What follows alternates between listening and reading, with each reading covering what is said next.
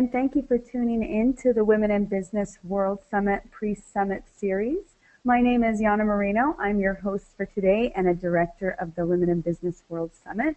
And in just a minute, we're going to have Datin Paduka Marina Mahathir come on. Before I do that, I'm actually co-hosting with my CEO, Dr. Annie Lim. She's the founder and CEO who spearheaded this operation from her passion to support women globally. The vision for WIBWS is to create world peace through business.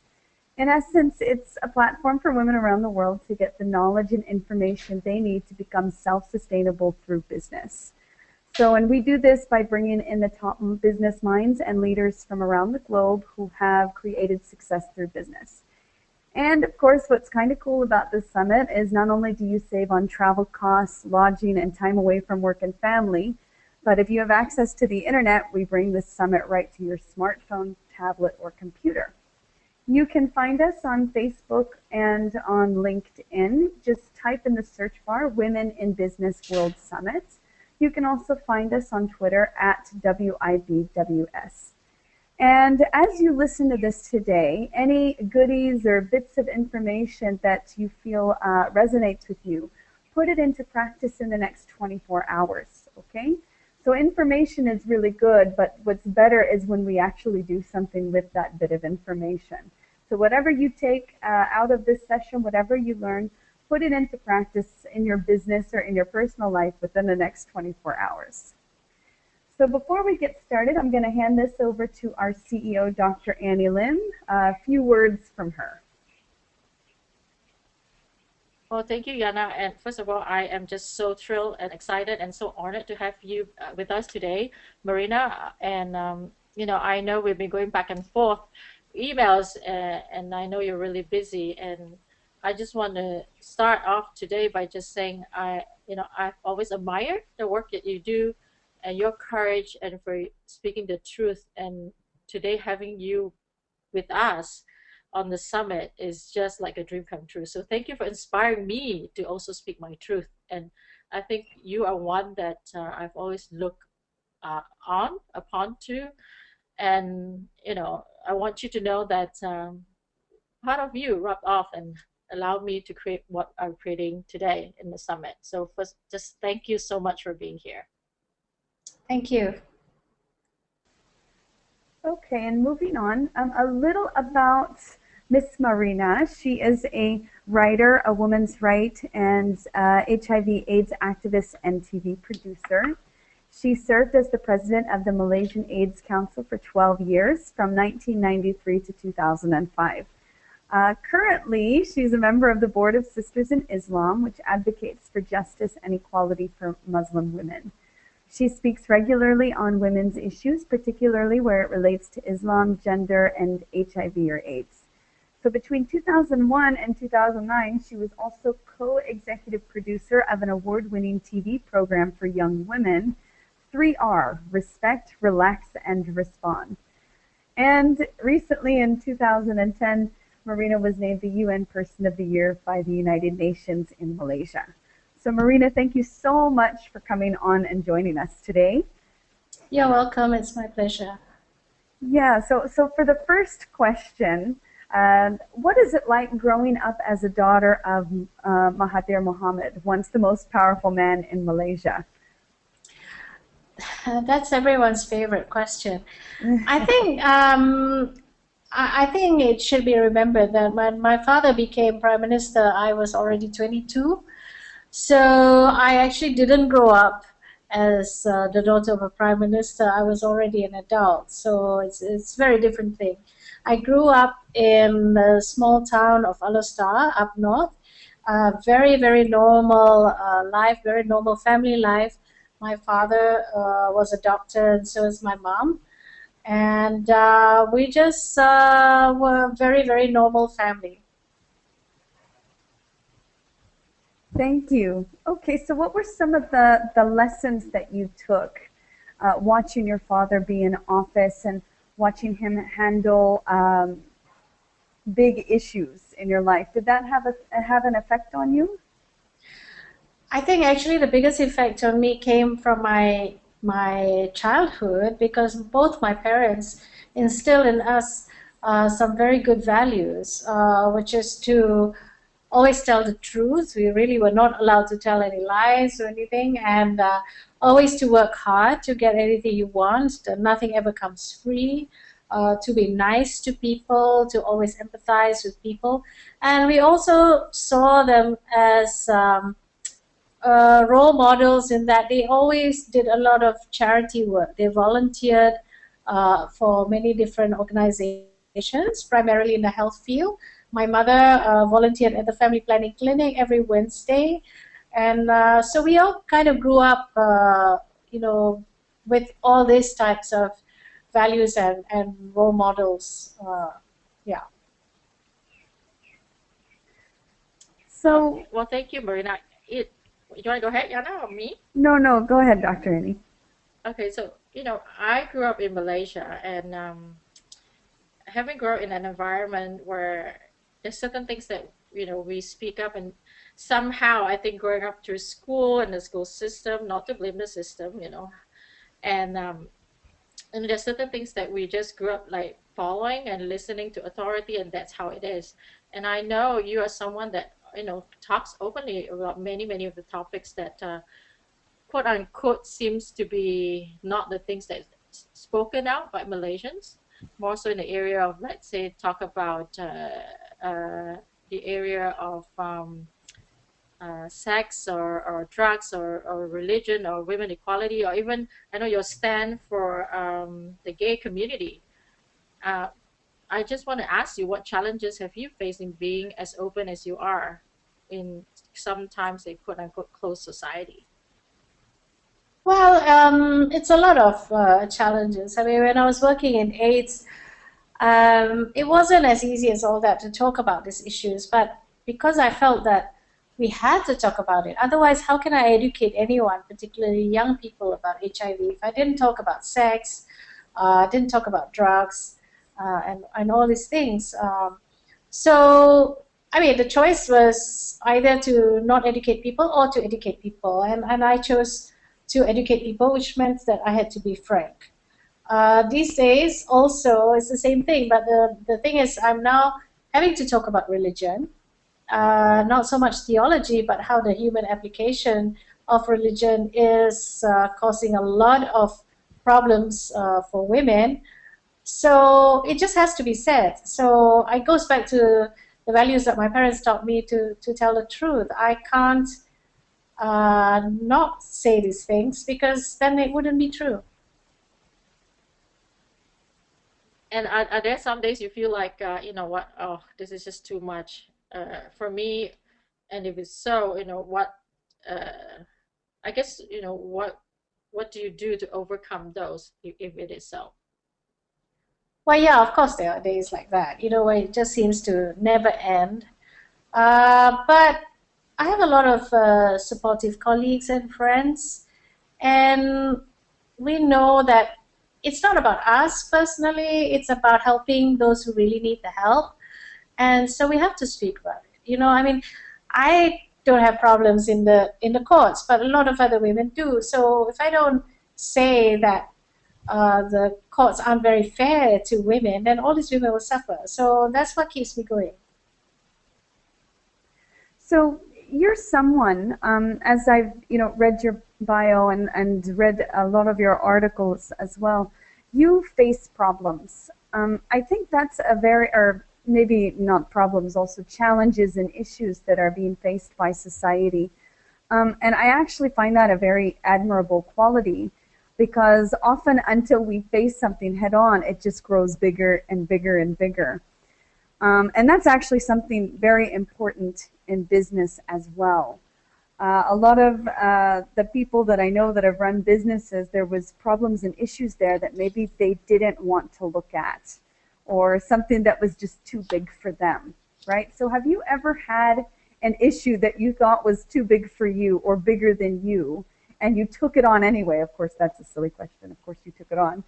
But how did you do that? How did you overcome any feelings of being too small?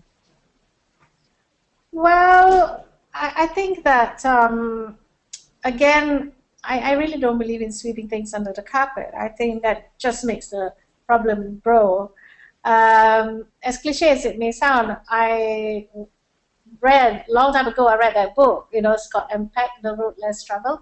And his basic message is that you have to go through the problem to get out the other side. Otherwise, you avoid it, and then it's still there, you know. So I kind of taken that to heart and tried to face all these challenges when I come across them, because there's no putting them aside or postponing them. It just doesn't work, and you're still left with it hanging over you. So you can't move on, you know. Mm-hmm. But a lot of people, they can get in their own way. And I speak also personally. I've had issues come up that I was like, oh my goodness, where in the world do I start? You know? So what advice would you give people who are facing an issue or a challenge if they're feeling that? If they're feeling like, oh my goodness, where do I go from here? I think for me, the best thing to do is to break it down into small packages. You know, every problem usually has different parts to it. So to kind of disassemble it in a way into smaller manageable packages and to deal with each one one at a time, I find that helps. Yeah, kind of like breaking it off into chewable chunks. That's right. That's right. Okay, so your career, it's actually quite contrasting to your father's career as Prime Minister, and it almost opposes his way of governing.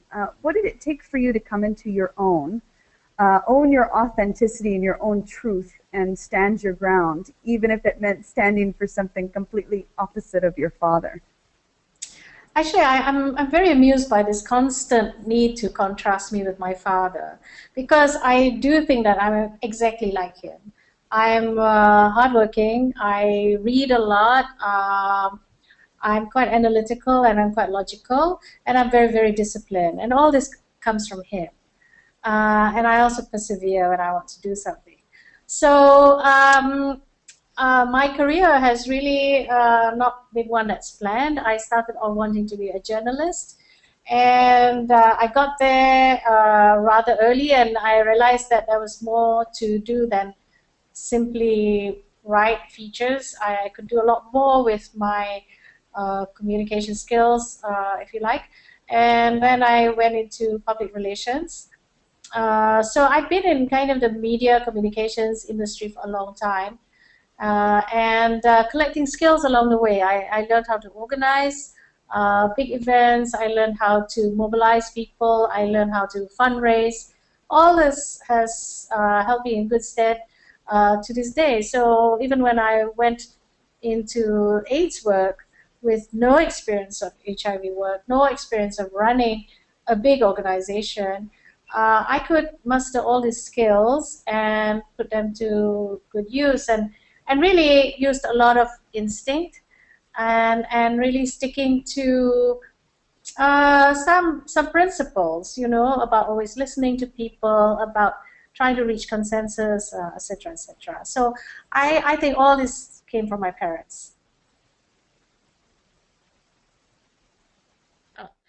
Marina, so I have another question for you.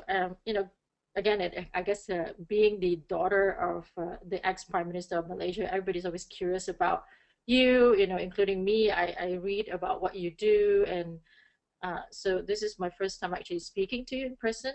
I'm wondering,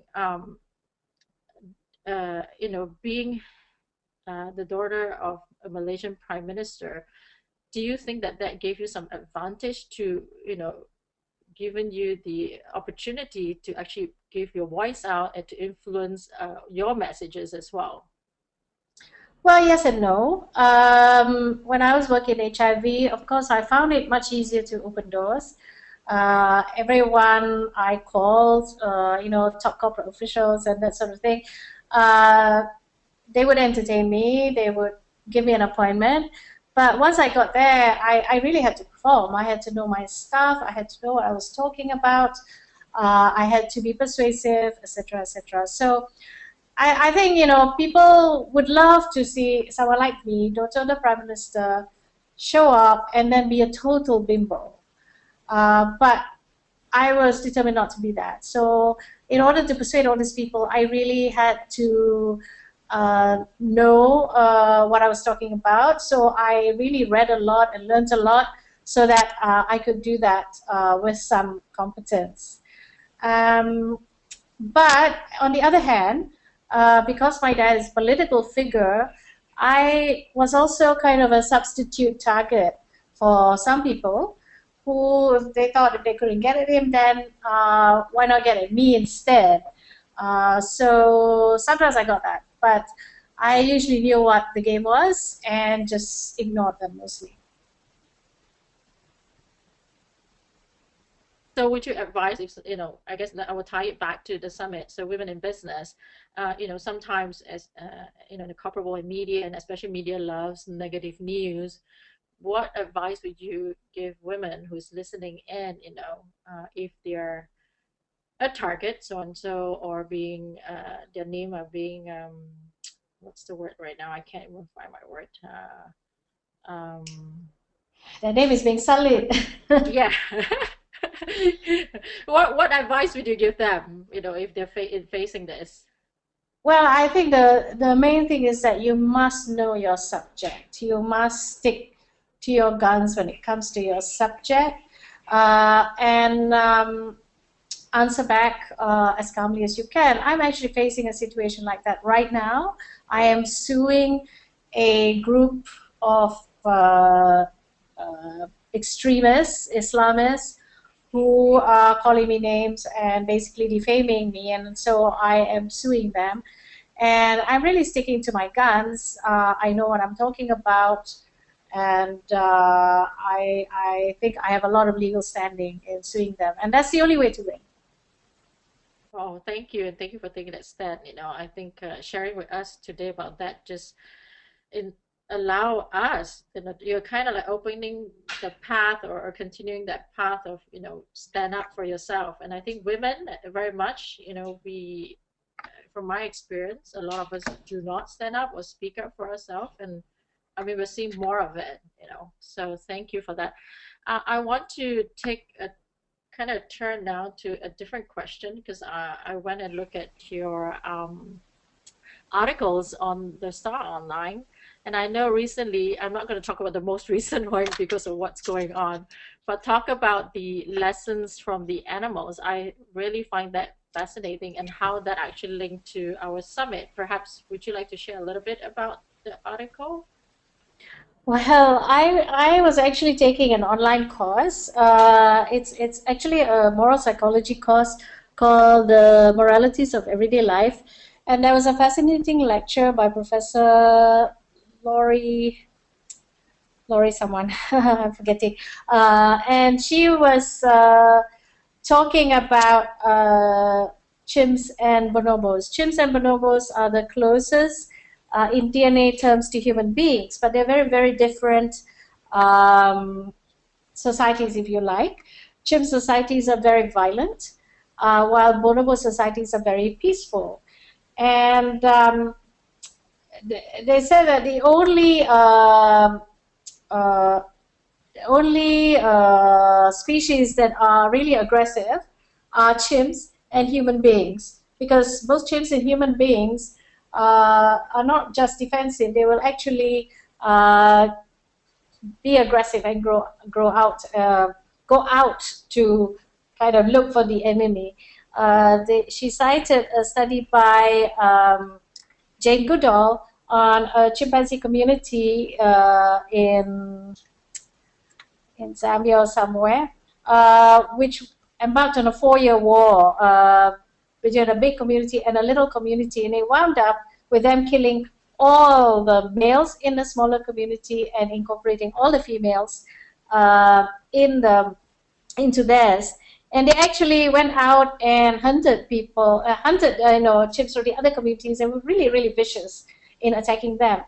But the thing about that is that, the chimps can only use their own strength to deal with their enemies, whereas human beings, we can actually invent weapons that can kill people thousands of miles away without us being anywhere near them. And so what does it say, Are we more like chimps, or bonobos, on the other hand, are a very peaceful community. And one striking thing about these two communities is that Chim community, the females are really badly treated. The males, Chims, are quite violent towards the females. But in the bonobo community, the females rule, basically. There's a lot of solidarity among the females, and they're able to temper the male propensity for violence. So basically it says that the lesson to be learned from that we can take is that if you let women rule, have more say in our societies, we are very likely to be able to temper the male propensity for violence, because we are thinking of our families and things like that. We know that conflict does not do anything good for our families.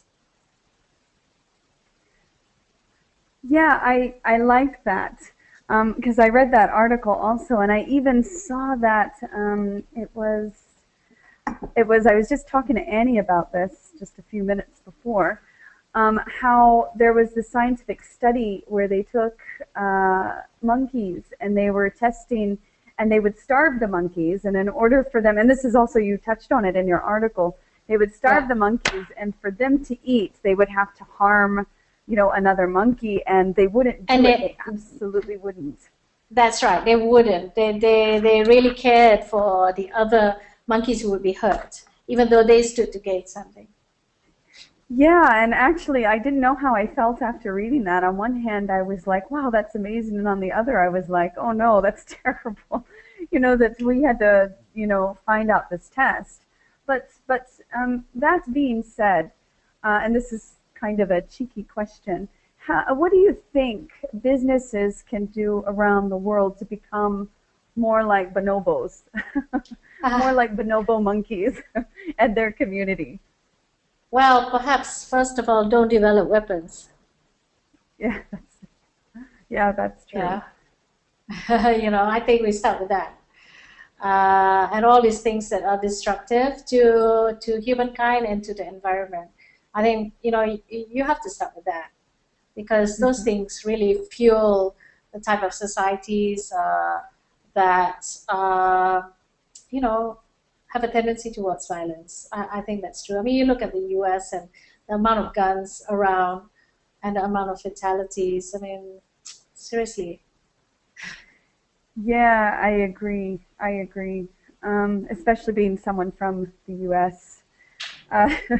But coming a little bit back to the Women in Business World Summit, one of the things that I have observed, I don't know if it's true or not, could be just my opinion, is that people that have an extensive career, who are successful, it almost seems like they have to have a higher respond ability to situations.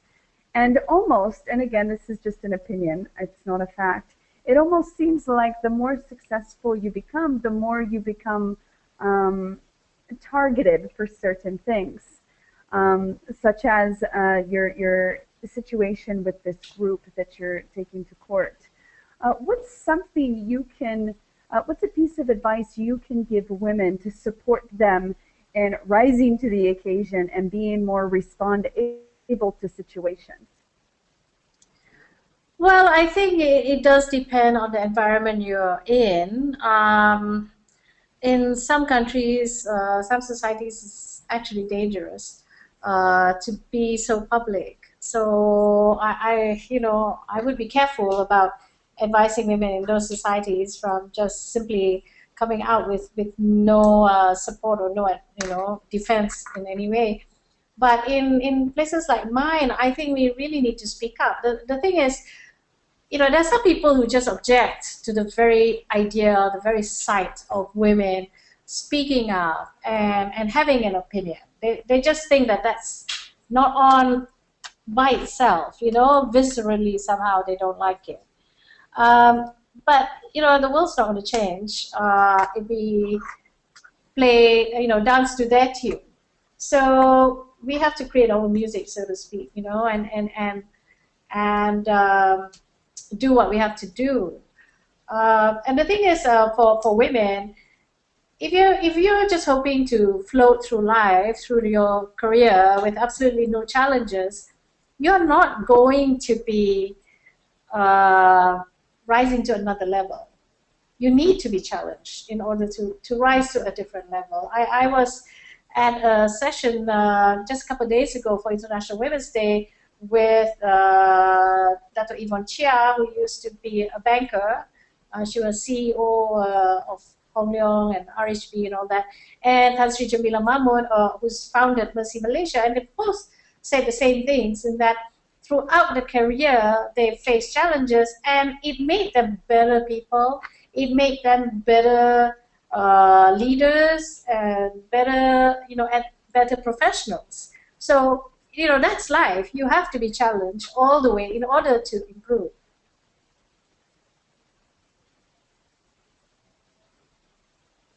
Well, I guess Yana's having some audio issues, so yeah, I totally agree with you, Marina. One of the lessons I've learned, and I think you mentioned this earlier too, it's be willing to face it, and then as much as we think breakdowns are bad, actually breakdowns are opportunity for us to have breakthroughs and to Yes. grow into someone who we already are. And I thank you for also sharing about the bonobos. The reason I asked the question just now, and I know Yana came in, was the focus on women. And I think I wanted to tie in back to Women in Business World Summit, because our focus is to empower women. As much as we're talking about business, one of the reasons we wanted you here is because we want we want our listeners to hear from someone who's already a women leader, who's already doing the work in the world, and to inspire them that they can do the work as well. And to read your article, that how interesting that the women was brought, the bonobos, it was because of the female that's bringing more peace, and that's our goal here. Yeah, actually, even I was reading further, even in the chimpanzee society, even though the females face a lot of violence, they often do try to mediate when the men are fighting. They do try to make peace. So it seems to be a natural instinct. So if they had more opportunities to do that, probably chimp society would change. Yes, and we are looking forward to that. And one of our our tagline, or actually not tagline, we want to create world peace through business, because this is our playground, and I know your playground is more in your writing and in various organization as well. I'm trying to think. There are two questions I want to ask you, but just which one to go first. Let me go to. I guess I do want to go back to your recent article, which you talk about the plane. Although right now we all are not sure what's happening to MH370. But instead of talking about that, I want to come back to what you wrote about in your article, because I find it really fascinating about how you use the example of, the plane is kind of like actually the planet, and that's what I got, right? Yes. Maybe you could share a little bit, and then we'll have a dialogue about it. Well, basically, it's an analogy using the plane and passengers on the plane as people united by a shared destiny, which could refer to your community, your company, your country, and the world itself. We're all in this together, and so we have to work together to make it go forward. Otherwise, it'll just fall apart. Our destiny is shared, and there's no thinking that some people will get everything, will go ahead, while the rest of us have to be left behind. Basically, everybody needs to go along on the same path. Yeah, and I love what you shared too. The first class and the economy class. Yes, maybe the first class is more comfortable, but at the end of the day, when you get up, your destiny is the same until you arrive, at your destination, which is such a good example. Because sometimes I think, and one of the things that I talk about in my session during the summit was also definition of success. I think sometimes we get we don't take time to sit down and say, hey, what is success to me? We get so caught up in what the world thinks success should be. You get to have multi-million dollars. It doesn't matter how you get it, as long as you trample over people, or in business, no matter how you do it. I mean, I'm not saying everybody's doing that, but I really love your analogy of that. Thank you. And it's a great way to remind people, look, we all have a shared destiny. We are all living on the same planet. Exactly, exactly. And it comes back to what you say. The first step is to let's stop producing weapons, because we are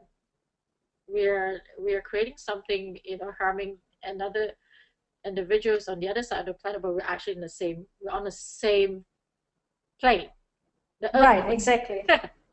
Exactly. And what happens nowadays, what happens in one part of the world resonates in the rest of the world too. So there's no isolating, each other anymore. Yes, and it's time to unite. Yeah. One of the things that Medard Gable, he was a student of Buckminster Fuller's, so we're all big Bucky fans. Yes. And what he found out is that if we stopped making weapons just in the U.S., something like, now I'm paraphrasing here, my figures might be slightly off, but a third of the budget for the weapons we make in the U.S. would actually solve 90% of the world's problems. There you go. So it's quite amazing. Yeah, it's amazing. Yeah, the calculation there. And I want to come back to the other thing that you wrote in the same article too, is about the diversity. And I mean, I love the analogy that you gave. Being on a plane, imagine we're all the same. Like, wow, such a boring trip, wouldn't it be? Yeah, right? Exactly. And, yeah, and so that really reminds us to embrace diversity. Diversity can be in many, many ways. It's our ethnicity, our age, our gender. Everything, our cultures, our traditions, even our different ways of thinking. We could be exactly the same in everything else, but still think differently. So I think diversity is simply part of human nature. So why do we put it down so much? Yeah. So thank you for bringing that message across. And I just love, I think, such a simple analogy, but the message is really clear. I'm gonna go to the other question that I wanted to ask you. So if you could, so this is kind of more, if you could, go back in time, kind of, what would be one advice you would give yourself? I never think about it, actually. Go back in time. I honestly don't know. I think sometimes you think you'd like to be younger, but with the same wisdom that you have now.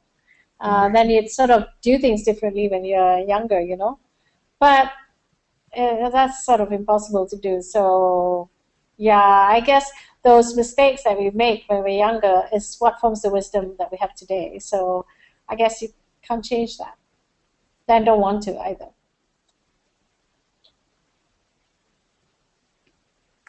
Thank you so much.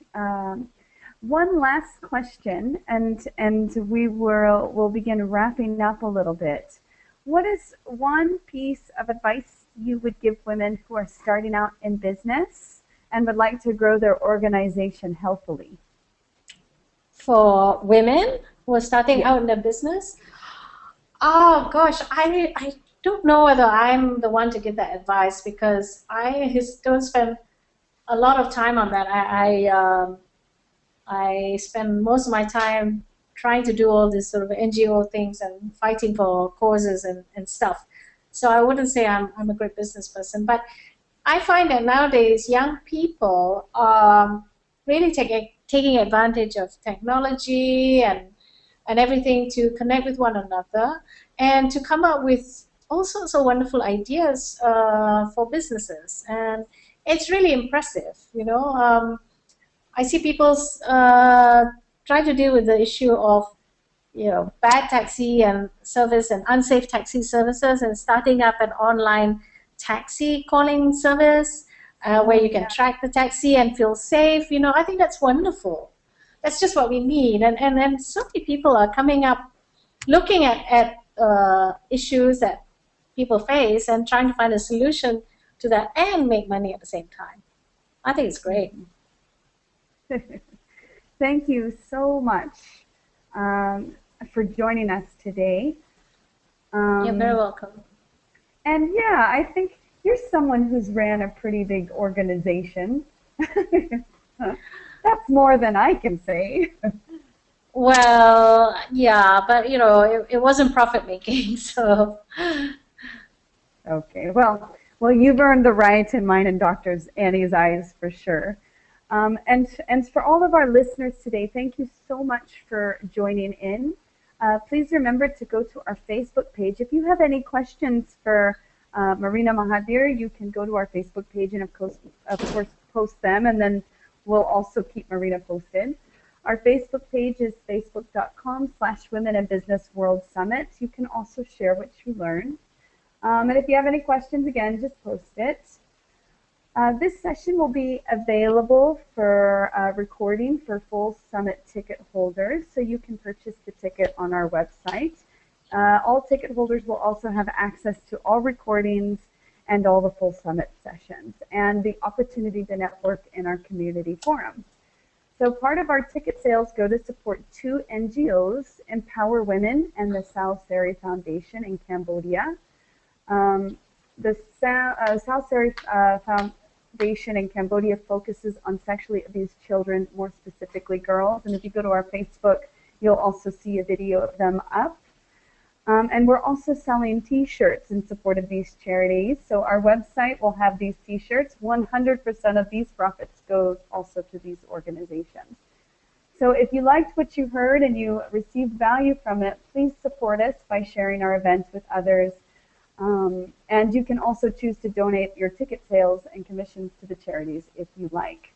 Marina, thank you for joining. Is there any last words you would like to give our listeners? No, but thank you for this opportunity to join your summit. I'm very impressed with the way this is being done. So I look forward to any questions that anyone has, and I'll try and answer those. Well, I want to chime in and just once again thank you, and for your time and for being with us at the summit, and for being an example for women all over the world for what you're doing. So thank you for who you are. Thank you for the leader that you are, and thank you for being the voice. So thank you. I really thank you. Appreciate it. Thank you. Yes, and thank you. The Women in Business World Summit is creating peace through business. When you educate a woman, you educate a generation.